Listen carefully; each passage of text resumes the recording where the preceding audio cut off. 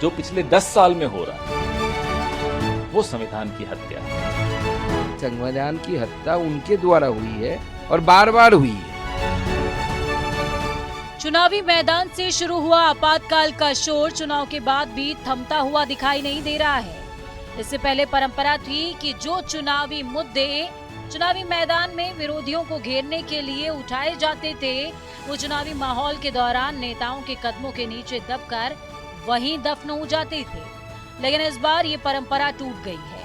चुनावी मैदान से उठा मुद्दा चुनाव के बाद भी सियासी गलियारों में खूब गूंज रहा है।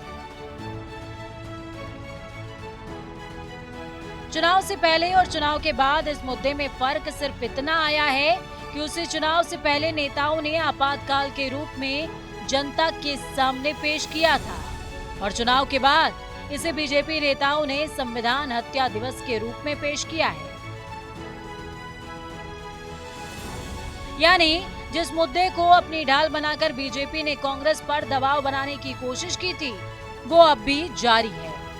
चुनावी रणभूमि में पैदा हुआ आपातकाल का जिन चुनाव के बाद भी सियासी गलियारों में फूल फल रहा है। चुनावी मैदान में बीजेपी के मंच से आपातकाल का सुर सुनाई देने के बाद कांग्रेस ने संविधान खतरे में है का नारा देकर बीजेपी को घेरने की कोशिश की थी। कांग्रेस ने इस नारे का सहारा लेकर बीजेपी को देश में अलग अलग मंचों से घेरा था। चुनाव प्रचार के दौरान जो लय कांग्रेस और बीजेपी ने पकड़ी वो अब भी बरकरार है। कांग्रेस बीजेपी पर लगातार संविधान खत्म करने का आरोप लगा रही है, तो वहीं बीजेपी आपातकाल को कांग्रेस के खिलाफ हथियार बनाकर सियासी खेल खेल रही है। संविधान को स्थगित किया गया था। जो पिछले 10 साल में हो रहा है, रोज हो रहा है, वो संविधान की हत्या है। और संविधान की हत्या शब्द बोलने में हमें तो बड़ी परेशानी होती है। ये शब्द बोलना भी नहीं चाहिए। सरकार के गैजेट नोटिफिकेशन में संविधान और हत्या इकट्ठा शब्द आ रहा है। आप सोचिए इस सरकार में बैठे हुए लोगों की मानसिकता क्या है। आज आप देख रहे हैं जम्मू कश्मीर में किस तरह से संविधान को कमजोर किया जा रहा है। संवैधानिक जो ढांचा है उसको खत्म कर दिया गया। आपातकाल को लेकर अब बीजेपी ने नया रुख इख्तियार कर लिया है। बीजेपी अब 25 जून को संविधान हत्या दिवस मनाकर कांग्रेस पर करारा आघात कर रही है। इंदिरा सरकार में लगा आपातकाल और देश में संविधान हत्या दिवस के रूप में मनाया जाएगा। मोदी सरकार का ये रुख देखकर कांग्रेस के तेवर 7वें आसमान पर चढ़ गए हैं। कांग्रेस नेता मोदी सरकार के 10 साल के कार्यकाल को संविधान की हत्या बताकर पलटवार कर रहे हैं। उस वक्त अपोज करके इस संविधान को उन्होंने नकार दिया था और आज उसकी रक्षा की खुद बात करते हैं और हमारे को बोलते हैं कि हम संविधान विरोधी है। अरे खुद विरोधी है, जन्मता ही विरोधी है, शुरू से विरोधी है। इसको जब इसका जन्म शुरू हुआ उस दिन से इन्होंने बहुत से पुतले जलाए, अंबेडकर के, नेहरू जी के पुतले जलाकर रामलीला मैदान में उन्होंने ये सब काम किया। आज ये बोल रहे हैं कि हम संविधान के विरोधी हैं। केंद्र सरकार ने 25 जून को संविधान हत्या दिवस के रूप में मनाए जाने की अधिसूचना जारी कर ये साफ कर दिया कि उन्होंने कांग्रेस के आरोपों की काट निकाल ली है।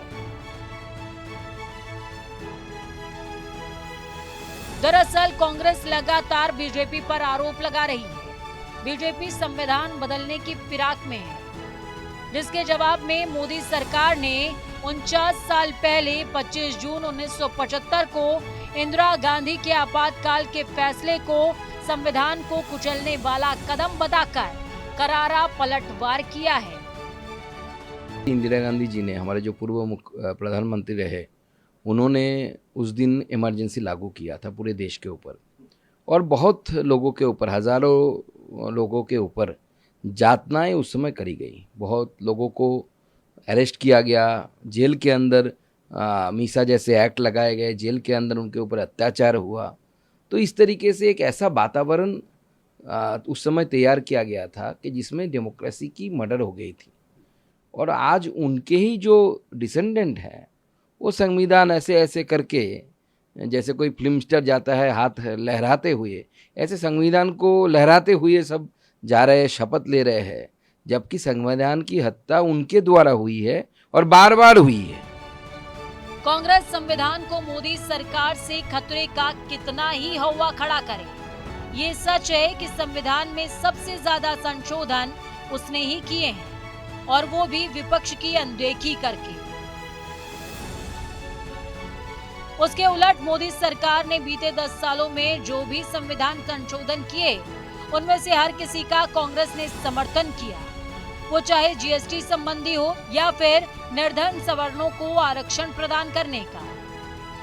दुनिया में कोई भी देश ऐसा नहीं है जिसमें दिवस के आगे हत्या जैसा शब्द हो। पता नहीं कौन लोग सलाह देते हैं मोदी जी को और अमित शाह जी को, विवेकहीन निर्णय हो रहे हैं। संविधान की हत्या की बात संविधान ने जो झटका दिया इस चुनाव में, उसके बाद याद आ रही है। संविधान के हर सफ़े को, हर हर्फ को, हर पन्ने को आप तार तार कर रहे हैं। यूएपीए लगा करके, ईडी, आईटी, सीबीआई का बेजा इस्तेमाल करके आपने तो 352 के बगैर 352 वाली स्थितियां पैदा करके रखी हुई है।